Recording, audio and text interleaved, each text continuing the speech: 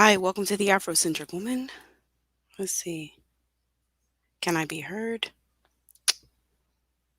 Dun, dun, dun, dun. Let's see here. Testing. Okay. All right. I think it's working.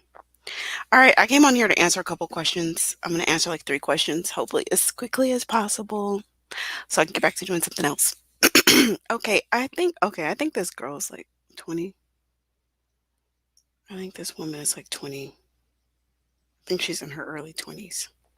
She's really pretty. Beautiful dark skinned woman. Okay. She says, "Hi. What would make a man say you aren't giving him enough attention? I don't like coming off as desperate, needy, or clingy, so I don't often call men or text them unless it's important or when they do it first. However, I do it first at times. Now, for some reason, my boyfriend is complaining to me that I can spend a whole day without calling him to see how he is. He himself does call at times to check on me, but what surprises me is that he never used to have a problem with me not checking on him. And he used to encourage me to do long hair and nails, but these days he can even ask me not to put on long hair, and I don't listen, of course. But when I actually come back home with long hair and nails, he goes all crazy about how beautiful I look. When I leave him, he always calls to tell me to come back home as fast because he wants me to give him something he really wants and he can't find it in the house. I think he just wants me home for whatever reason.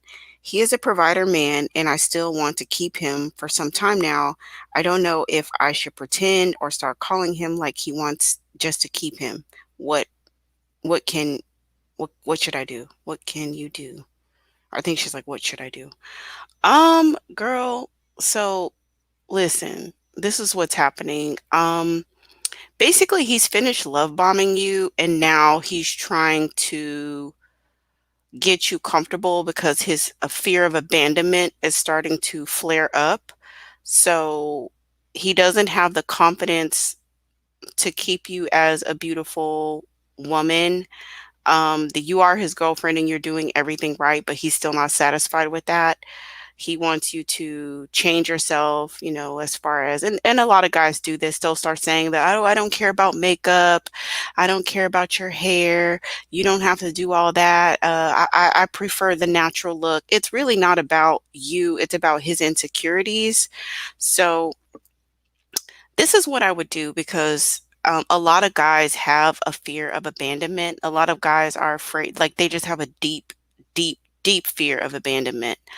Um, and it really just depends on how well he's able to navigate that feeling within himself. And that's not your job to manage it. Really, the only thing that you could do is to be yourself and to be consistent in how you perform, like how you show up in the world, to be consistent with that and to remember to live for yourself first. So, this fear of abandonment that he has within himself, you cannot regulate that. There's nothing, like, you could literally stay home all day, every day, and he still might have a fear of abandonment. So you just have to be at peace with the fact that you cannot control his inner workings. The only thing that you can do is to live your life for you and to be yourself and to be fabulous. Now, the particular brand of fabulousness that you are serving and the particular brand of living yourself, living your best life, showing up and showing out in your life and all aspects, if it's enticing enough for him to want to interface with you, then he'll keep doing it. If his fear of abandonment and his wanting to be controlling is too overwhelming, then he's not going to be able to continue to have you in his life. So, um I've had this happen to me when I was in my 20s too. So like the first thing that I really learned, some of the first lessons that I learned in femininity is to not be clingy, don't chase men, let them chase you, right? So I tried that out and it worked for a while. So, I can remember one particular guy that I dated in my 20s, and I allowed him to pursue me, and he did it for a while. And then once he felt some level of bonding or he felt some level of comfortability, like, oh, I kind of have her, he started complaining as well about those things. Like, why don't you ever call me? You don't call me at work. You don't call me here. You don't do this and you don't reach out to me. And I'm like, but I always answer the phone and I always get back to you. So what is the problem? We talk all the time. And he was like, yeah, I know, but you don't call. And so I switch the roles in the relationship. I actively switch the roles. So as I began to pursue him, he began to rest in his effeminate ways. He began to atrophy. He stopped being the masculine pursuer. And so it was kind of like a conscious thing that he lured me into because I didn't know that I was supposed to just remain feminine. And so that's basically what this guy wants you to do is he wants you to get into the masculine role so he can relax in the feminine role. Like you're going out, he wants you to come home and be home with him all the time.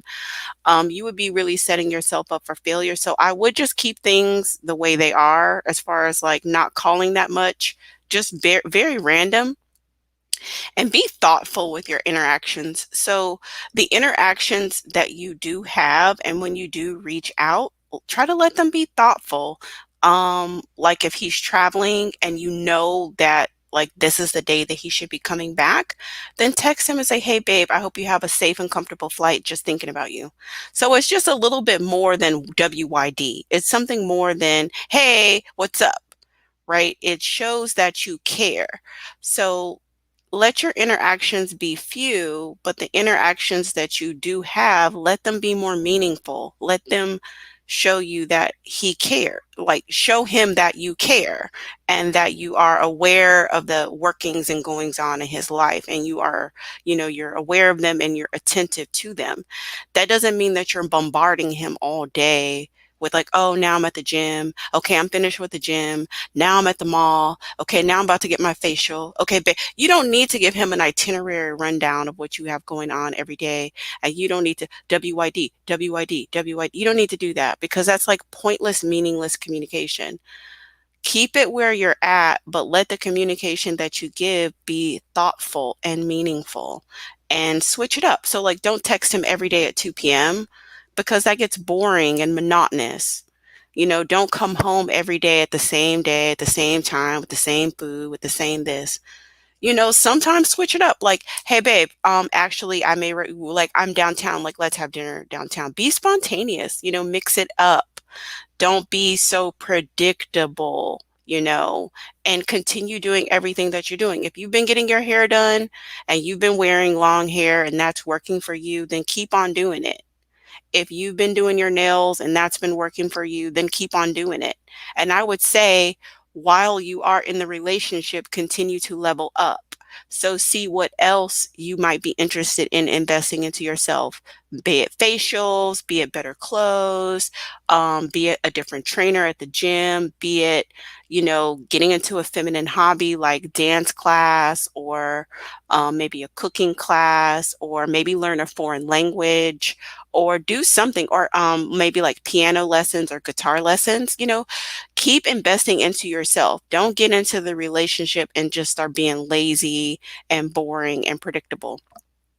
He can cry and whine as much as he wants, like, come home to help me find, I don't know, a screwdriver. I don't know where it is. Like, let him have his tantrums and let him manage his own emotions. Don't get into the business of trying to regulate his inner workings. It's a race to the bottom. It's a race to constantly be outside of yourself, and you will literally um it's a codependent type of thing that he's trying to rope you into. And so you really have to be secure in yourself and know that you're doing your best.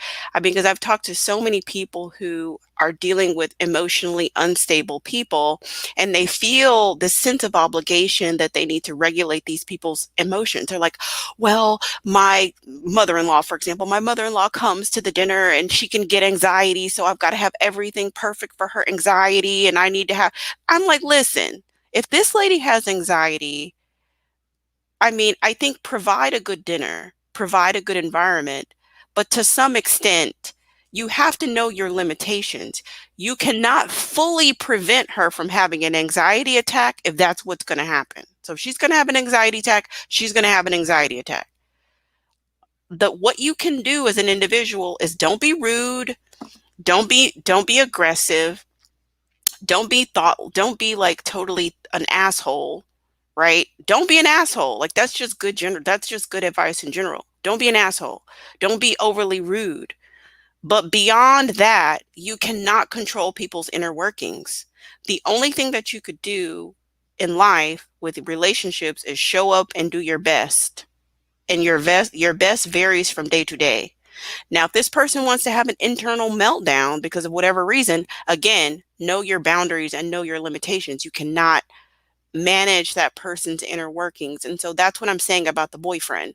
So him trying to manipulate you to come home because you went outside looking beautiful, he should be home worried about what you got going on. He should be home thinking, man, my girlfriend is so beautiful. She went to the mall, or she went here, or she went there, and I don't like any man can come up and try to talk to my girlfriend. He should feel a sense of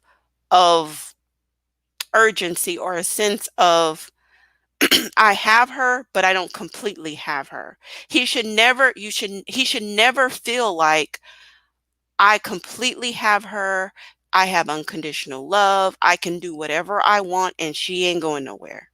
You want to avoid that dynamic. He should feel like I kind of have her.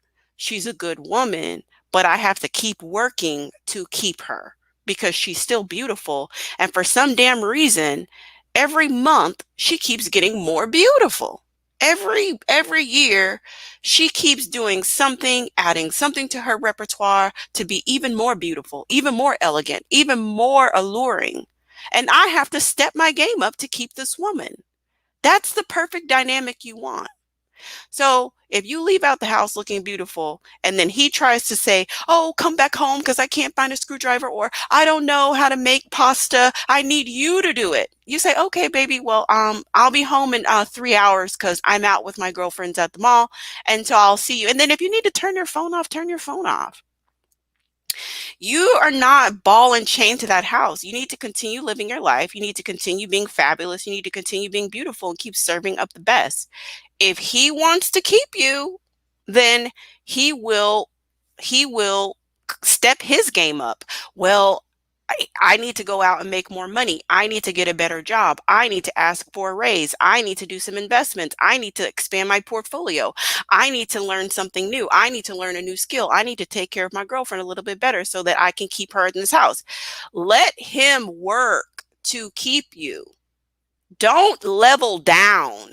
Don't let a man sit up here and try to manipulate you to level down to his level so that he can feel comfortable at peace, where you stop doing your hair, you stop doing your nails, you stop doing your makeup, you stay in the house, you don't do anything. So you level down to his comfort level. Don't do that. That would be setting yourself up for failure. No, no, no, no, no. Do the exact opposite. Continue to level up within the relationship. If he wants to keep you, he will be inspired to do what he has to do to keep you intrigued, and to keep, as your standards raise, as your sort of like your magnetism increases. If he is a self-confident man, if he's a self-motivated man and you provide inspiration and amuse, then it's going to work. But if he's so insecure and so downtrodden, so has such a strong fear of abandonment that he atrophies, then you know that you need to move on to the next level. So if you're already seeing these signs, and I don't know if he's paying, you said he's a provider, so I don't know if he's paying all the bills, but you need to be stacking up your money, okay? And you need to be having some other conversations going. You need to be having a way to quickly get out of the situation. So don't spend your money, all of your money, on trips and shopping and stuff like that. Like, make sure that you have savings and make sure that financially things make sense. So if he buys you a car, that's wonderful. That car needs to be in your name. Okay. The insurance needs to be in your name. Your phone needs to be in your name. You need to have the, don't become so dependent that you can't make a move if you need to make a move. Because what you've shared in this post doesn't seem too surprise. I don't know how old this guy is either. It doesn't seem too alarming, but they are initial red flags. And it's really up to him to regulate himself. He needs to regulate himself, and he needs to have self-control. And he needs to be self-motivated and self-motivated and self-soothing. And if he can't control himself and regulate his fear of abandonment, then it ain't gonna work. And that's the answer that I have for you, baby girl. So um keep leveling up. It's great that he's a provider, but that doesn't mean that you just like become a prisoner in the home. That's not the point of having a provider boyfriend, that you become a prisoner. Okay, I got two more questions. Let me get to the other ones. Dun, dun, dun, dun. Okay. And by the way, that girl was beautiful too. All right, this other one, beautiful dark-skinned sister. Okay, this one says, when a guy on Tinder asks you out to a bar date as a first date, is that bad? I know y'all said coffee shop is a no-no. Side note, I'm not gonna say her city. I live in such and such city. Okay. You are also very beautiful. You look like you're in your 20s. Baby girl, it depends on what you want. Um, if you're trying to meet a provider man, I wouldn't meet him at a bar. And that is a very low effort. He's trying to get you drunk so that you'll sleep with him. So I wouldn't do that. If you just want to get out and you have very good self-control and you're going to go out freestyling anyway, and you just like you'll stop in, you'll meet him, you'll freestyle, you'll meet him for like, it needs to be a very finite amount of time, because sometimes guys think that they're going to do these cheap dates and you're going to sit there with them for 2 or 3 hours. Don't do that. They get to smell you and look at you and you get to laugh at their corny jokes. No, if I'm meeting you for a drink and I'm on my way out to freestyle anyway, it's going to be 45 minutes maximum. I'm literally going to order a drink, and I wouldn't even probably order anything. I would probably order something virgin, to be honest with you. Like, haha, you thought you was about to get me drunk. Let me get a virgin margarita. Let me get some tonic water in this thing. Like, no, I'm not about to sit up here and drink with you. I don't know you. And another thing is, I wouldn't accept a date from Tinder. I wouldn't accept a date, like not from Tinder, the app, but like from texting. You need to get a feel for these guys. So I think, I don't have Tinder anymore, but I think Tinder has a voice feature. Do not do video. Listen, do not do video before your date. Okay. The reason why I say that is because if you do video, that is like a date. Okay, so don't do that. You need to be mysterious. If he wants to experience you, he needs to be spending money on you. Why should you video chat a random stranger? You have not developed the rapport that would warrant a video chat. You don't just FaceTime random men. Okay, men who are not paying none of your bills, men who are not contributing to your life, do not have the privilege of FaceTiming you.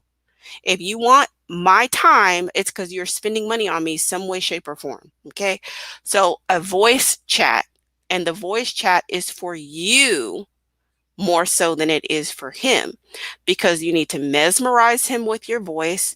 You need to laugh, you need to giggle, you need to be mysterious, you need to pull him in so he's ready to take you to a nice date. It's just a little dab. Okay, it's not an hour-long conversation. It's not a whole rundown of your life. Do not read off your resume. Do not tell what you bring to the table and all this type of BS.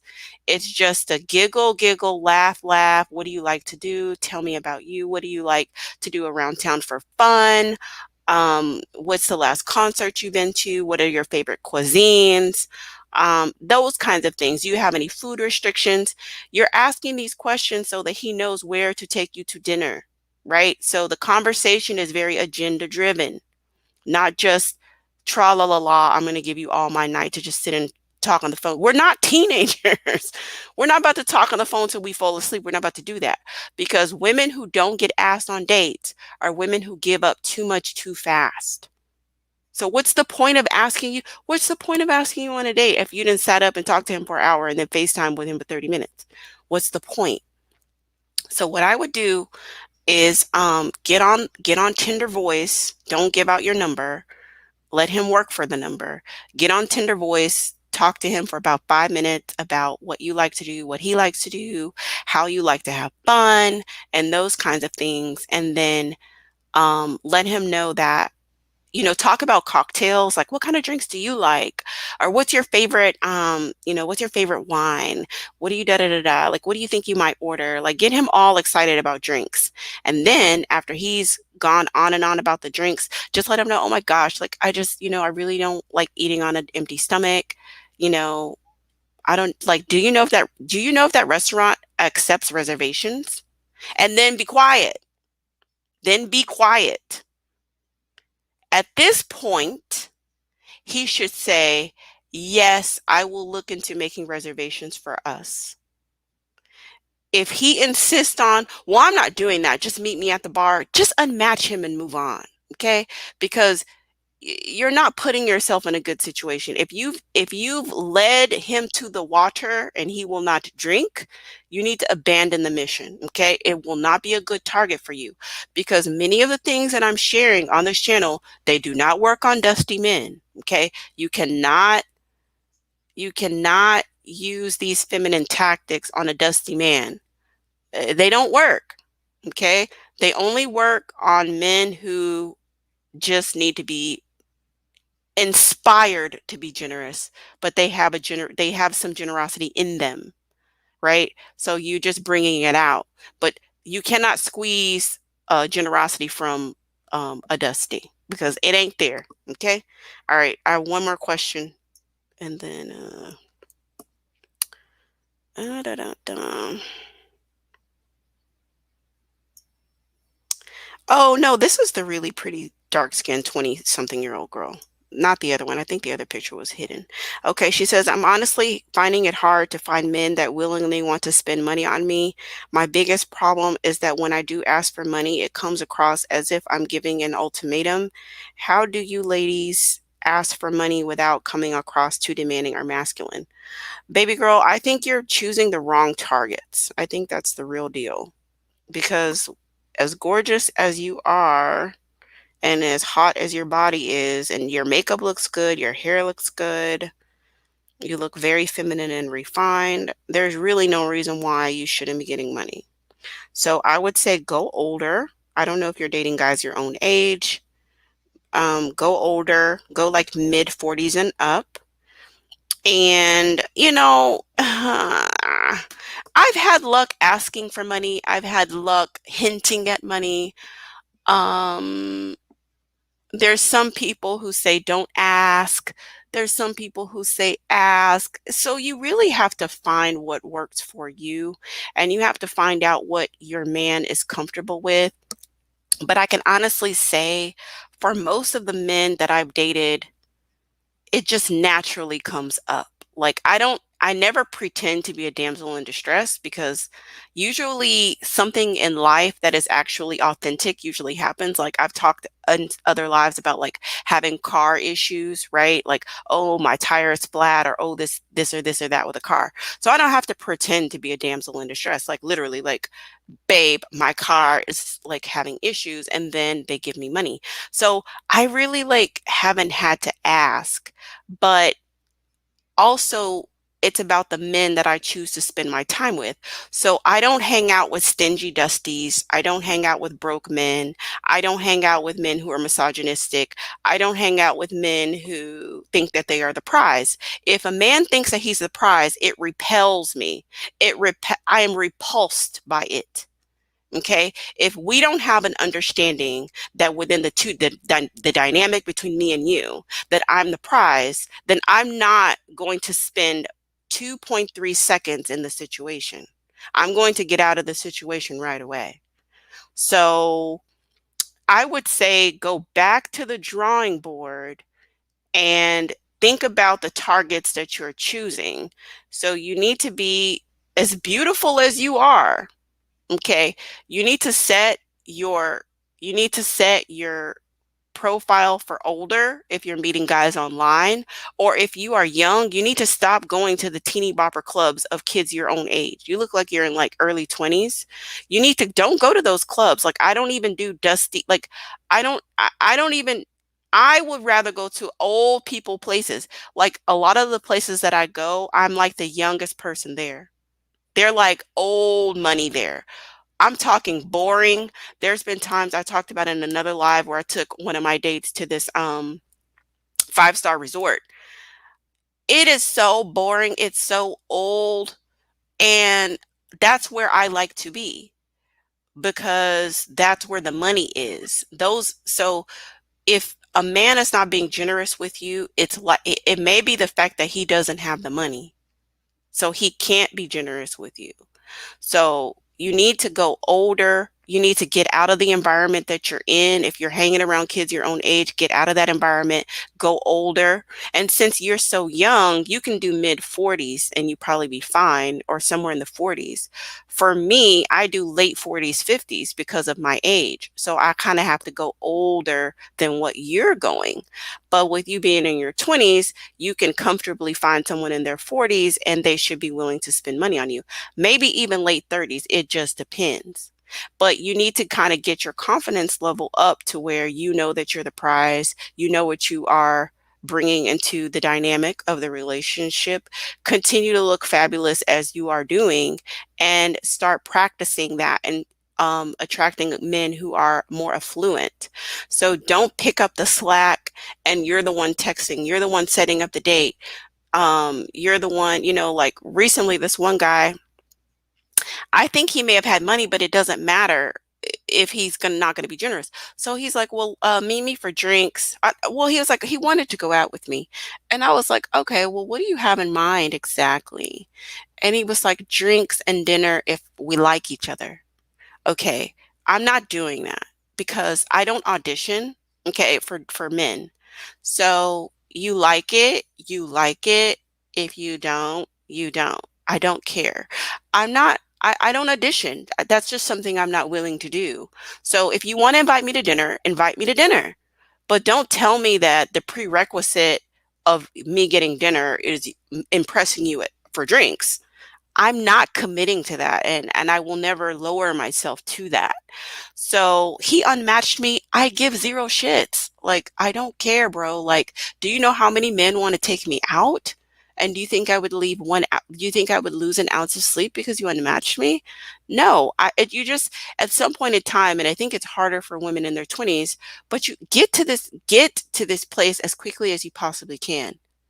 Get to a place of knowing who you are as fast as possible because you will save yourself so much heartache and drama because you will not put yourself in a precarious situation with a male who's trying to get your attention.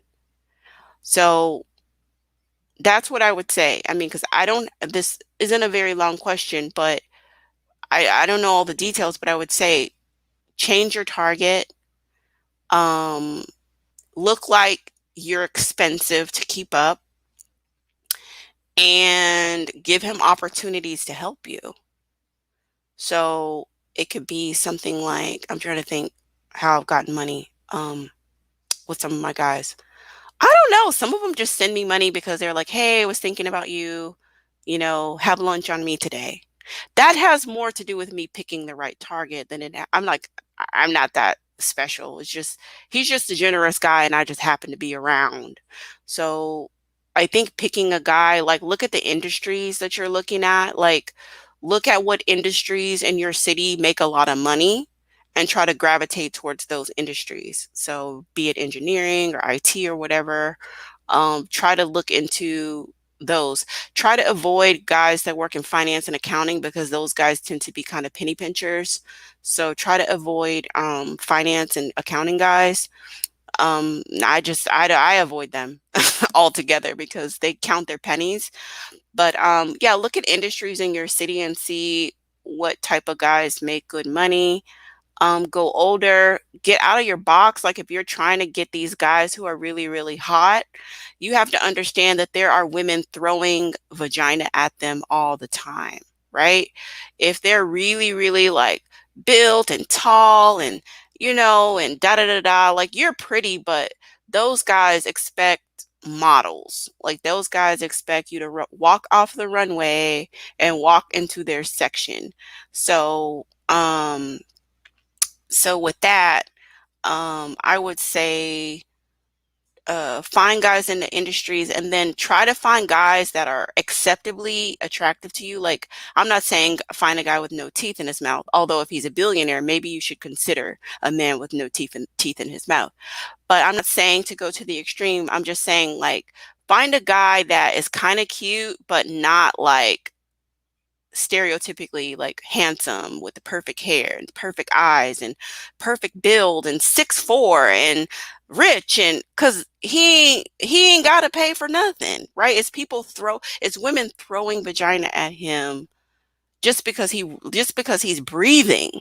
So he doesn't really have an incentive to work to keep a woman. So you have to find a guy who's more average looking, a guy who's maybe nerdy, who's a little bit more reserved, who has some good values. And I know like this is probably hard for 20-year-old girls because they're so caught up in looks at that time. And I was too. Like I used to be really caught up in looks too. But once you get a man spending money on you and you feel so comfortable and you feel like you can relax with him and you feel like he's Johnny on the spot, he starts to be the most, like when you look at him, he's like the most attractive man you've ever seen in your life. And once you go generous provider, you cannot go back to Dusty. You'll be like repulsed by Dusty guys. The woman says old people is where the money is. Yes. And I would do mid 40s. I'm in my early 30s. I would go up as far as you can. The woman who doesn't exist. I'd go up as far as you can, as far as age-wise is concerned.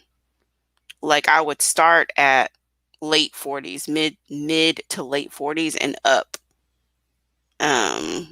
Better if he's been divorced for a little while. I find that guys who've never been married are a little weird. But if he's been divorced, maybe his kids are grown and he's ready to start over, those tend to be good targets. Yes, IT engineers, those are all industries that make good money. Just depending on like what kind of engineer. And depending on what kind of IT, like software engineers and people on the back end. But I find like tech support, like I ignore that. I don't fool with tech support or call centers and stuff like that. I don't really fool with it. So those are the 3 questions that I got in. If anybody has questions that they want me to answer, definitely you can send it to my Instagram, and I randomly jump on here and answer questions. Finance men are cheap. Yes, they are. Finance men are cheap in accounting. Finance and accounting, I don't deal with it. I don't date pilots. I don't date pilots. I don't date accounting, finance people. I don't date what's the other one? Got like doctors that work in hospitals. I don't date them either. Greedy. Yeah. I don't date them either because it's too much open access at the hospital. So I don't date them. All right, y'all. Thanks for tuning in. I really appreciate you. Please share the channel because I found that most people watching the videos are not subscribed. I just checked my analytics today. So please share the channel with your friends who might benefit from this information and encourage them to subscribe. Thank you so much for listening. Peace and love.